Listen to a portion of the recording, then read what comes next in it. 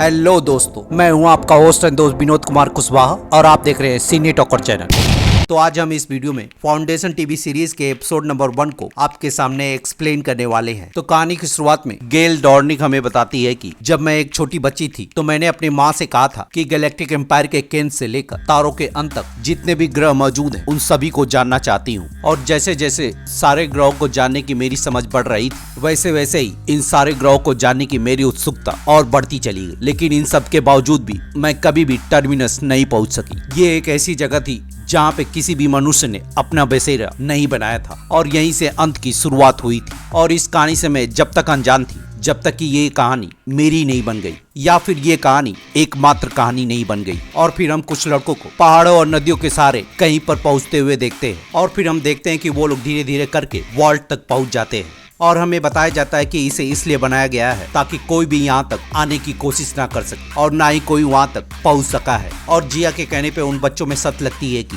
जो कोई भी वहाँ जाकर उसे पत्थर से मार कर आएगा वो उसे अपना बूब छूने या देखने देगी। और जब कियर आगे जाने लगता है तो उसको आगे जाने पर चक्कर आने लगते हैं और इससे वो डर कर वापस चला आता है। और उसे देखने के बाद पोली आगे बढ़ने लगता है और हीरो बनने की कोशिश में आगे जाने पर वो बेहोश हो जाता है। और फिर उसके दोस्त उसे वहीं पे छोड़कर उसकी हेल्प करने के लिए किसी को बुलाने के लिए चले जाते हैं। और फिर सेल्वार उसे खींचते हुए एक जगह पे ले जाकर उसे कुछ खाने को देती है। और फिर उनकी बातचीत से हमें पता चलता है कि सेल्वार उस वॉल तक सबसे आगे पहुंचने वाली एकमात्र इंसान है और उसे वार्न करते हुए बताती है कि कभी भी सून के क्षेत्र में आगे नहीं जाया जा सकता और ना ही कभी कोई जा पाएगा। और ये वॉल्ट इसलिए यहाँ पे है ताकि कोई भी इंसान आगे जाने की गलती ना करे और इसीलिए तुम्हें भी अपनी किस्मत को चुनौती देना बंद करना होगा। और फिर सेल्वार उसे यहाँ से भेज देती है। और फिर गॉल सेल्वार हार्डिंग होवर मेलो और द म्यूल का नाम लेते हुए बताती है कि इस नाम को एक ना एक दिन जरूर जानूंगी। और फिर हमें इस गैलेक्टिक एम्पायर की राजधानी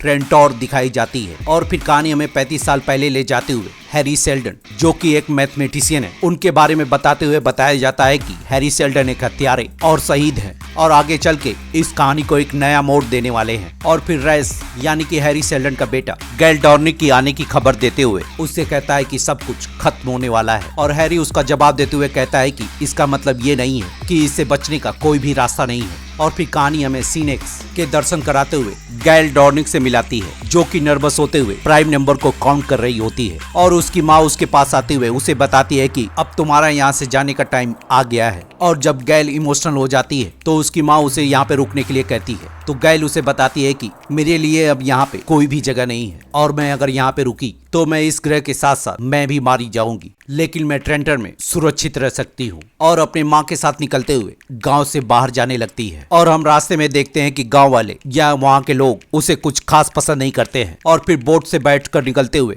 हम एक खूबसूरत नज़ारे को देखते हैं और अपने माँ बाप से अलविदा कहने के बाद शिप में बैठ जाती है और शिप सीनेक्स को छोड़कर वहाँ से चला जाता है। और जंप आउट में जाने से पहले उसकी मुलाकात जेरिल से होती है और जेरिल से बातचीत करते हुए वो उसे बताती है कि वो हैरी सेल्डन के साथ काम करने के लिए जा रही है क्योंकि उसने एक मैथ कंपटीशन को जीता था। और फिर रोबोट की सहायता से उन्हें जंप आउट में सील करते हुए सुला दिया जाता है। और जब उन सभी लोगों को एक गैलेक्सी से दूसरी गैलेक्सी में ले जाया जा रहा होता है तो हम रोबोट की चहलकर्मियों के साथ साथ गैल को नींद से जागते हुए भी देखते हैं। और जब वहाँ पे निगरानी कर रहे रोबोट्स को पता चलता है तो वो उसे फिर से बेहोश करके सुला देते हैं। और फिर उनके शिप को एक गैलेक्सी से दूसरे गैलेक्सी में जंप करते हुए देखते हैं। और फिर हम उस ब्रिज को देखते हैं जो कि सारे यात्रियों को ट्रेंटोर से जोड़ता है। और फिर उनकी शिप उस ब्रिज से कनेक्ट हो जाती है। और फिर हम उनके स्टेशन पे ब्रदर डे के वेलकम के साथ साथ एनेक्रियन और थेस्पिस के युद्ध में मारे गए सैनिकों को ले जाते हुए भी देखते हैं। और एंट्री गेट पे परिचय बताने के साथ साथ उनके यहाँ का आने का मकसद भी पूछा जाता है। और स्कैन करने के बाद ब्रिज में बने टर्मिनल की सवारी के लिए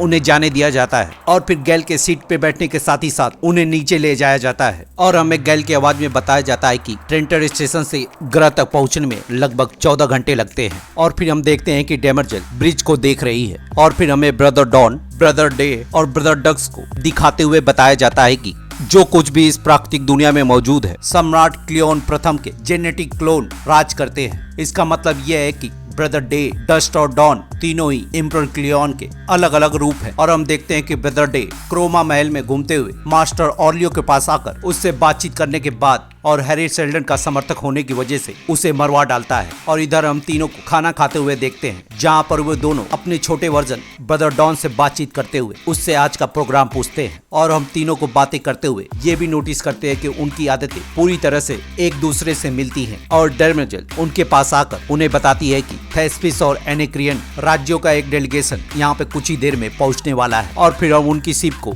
उतरते हुए देखते हैं जहाँ पे डर्मेजल और ब्रदर डॉन उनका स्वागत करने के लिए खड़े हैं।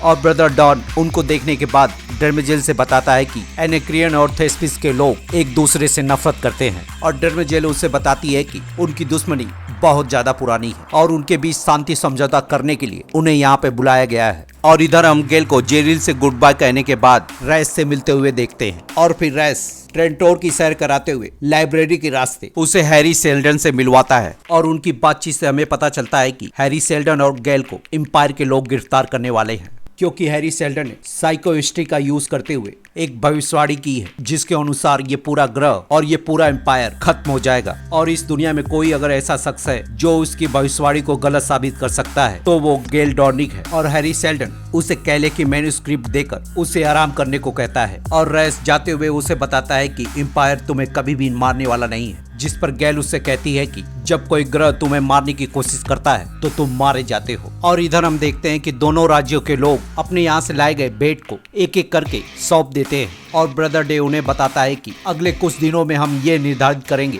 कि आप लोगों के बीच युद्ध होना चाहिए या आप लोगों के बीच शांति समझौता होना चाहिए। और फिर ब्रदर डे अपने राज्य का तकिया कलाम शांति का सम्मान करे और इसका आनंद ले कहकर मीटिंग को बर्खास्त कर देता है। और इधर गैल के कहने पे चर्च के पादरी से मिलवाता है और उसके प्रेयर करने के बाद रैस उसे उसके होटल रूम में छोड़ देता है। और हम गैल को रात में सोने के बाद उसके भयानक सपने से भी रूबरू होते हैं। और नींद से जागने के बाद गैल केले का मैन्युस्क्रिप्ट पढ़ने लगती है। और सुबह होने के बाद गैल अपनी गिरफ्तारी के लिए पूरी तरह से तैयार होती है। और हैरी सेल्डन के मुताबिक एम्पायर के लोग उसे आकर गिरफ्तार कर लेते हैं। और फिर हम गेल को एक कमरे में बैठे हुए देखते हैं जहाँ पे उसकी मुलाकात लॉर्ड एबिकिम से होती है। और वो बताती है कि उसे हैरी सेल्डन ने उसके पास अपनी मदद के लिए भेजा है। और फिर गेल को ले जाते हुए उनकी अदालत में बैठा दिया जाता है और मुकदमे की कार्रवाई को बढ़ाते हुए हैरी सेल्डन को आगे बुलाया जाता है। और हम ये भी देखते हैं कि उसकी हियरिंग को पूरे ट्रेंटर के लोग देख रहे होते हैं। और वो अपनी भविष्यवाणी को हियरिंग के दौरान बताता है कि ट्रेंटर और गैलेक्टिक साम्राज्य का अस्तित्व 5 शताब्दियों के भीतर ही खत्म हो जाएगा। और जब उससे पूछा जाता है कि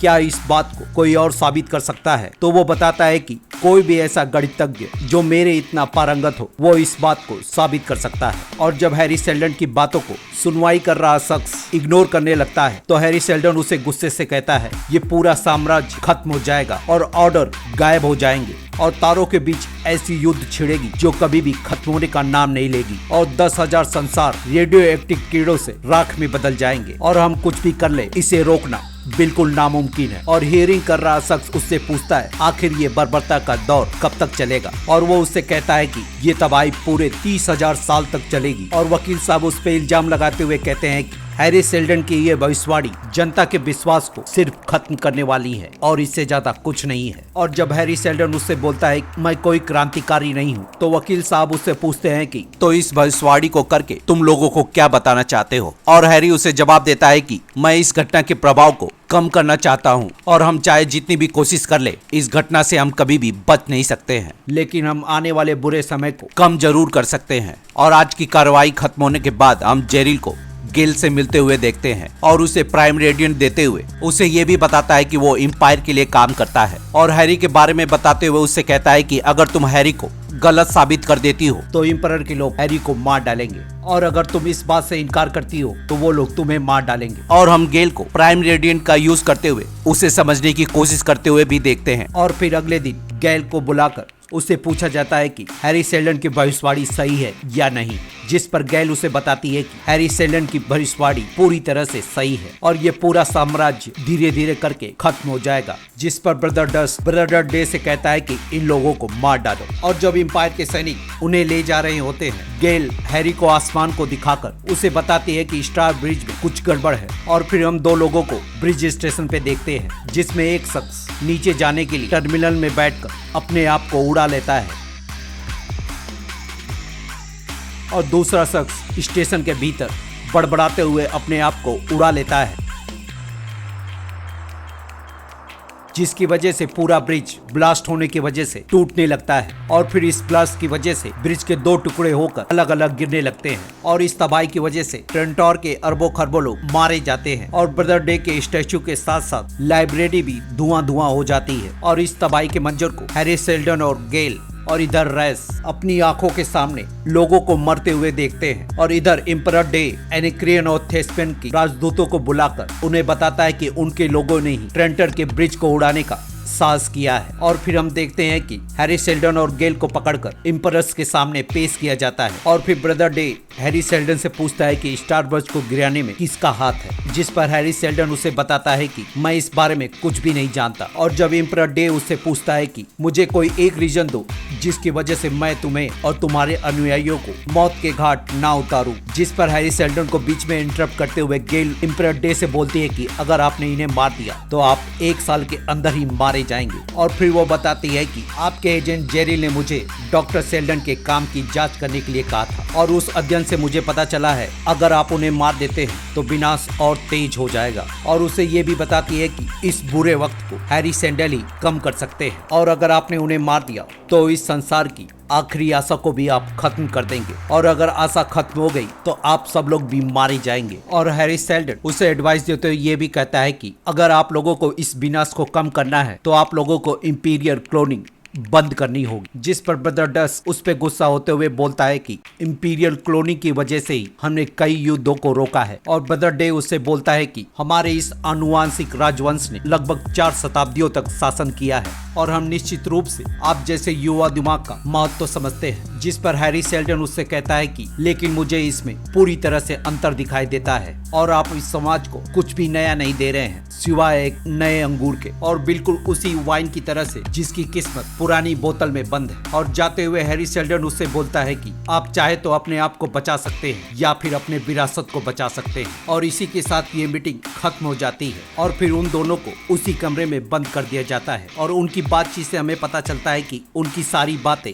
एम्परर के लोग सुन रहे थे। और फिर हम देखते हैं कि उन लोगों को डेमर जेल के सामने पेश किया जाता है और वो उसे बताती है कि एम्परर ने उन लोगों को मौत की सजा से मुक्त कर दिया है और उन्हें यह भी बताया जाता है कि उनके इस फाउंडेशन के लिए उन्हें एक नई जगह दी जाएगी, लेकिन उन लोगों का ये फाउंडेशन ट्रेंटोर पे नहीं टर्मिनस ग्रह पे होगा। और उस ग्रह को दिखाते हुए उन्हें बताया जाता है कि यह ग्रह आकाशगंगा के आउटर रीच के बगल में है और उन्हें ये भी बताया जाता है कि अगर आपका फाउंडेशन साइको हिस्ट्री को गलत साबित करती है तो उस ग्रह के साथ साथ आप लोगों को भी नष्ट कर दिया जाएगा। और सम्राट ने आपको जंप ड्राइव तकनीक को इस्तेमाल करने के लिए मना किया है और इसीलिए आप लोगों की यात्रा धीमी जहाज से होगी।